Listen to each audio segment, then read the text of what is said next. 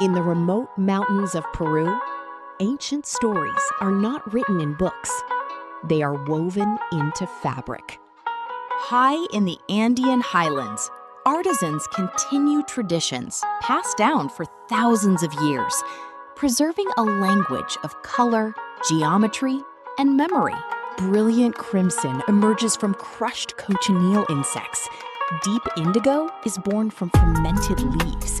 Every shade comes directly from nature, exactly as their ancestors once created it. The rhythmic clatter of backstrap looms echoes through the mountains as intricate symbols take shape.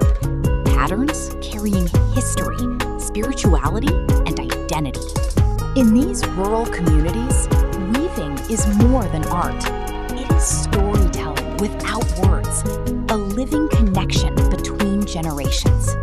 As the modern world changes around them, Peru's master weavers continue protecting one of humanity's oldest surviving traditions, one thread at a time.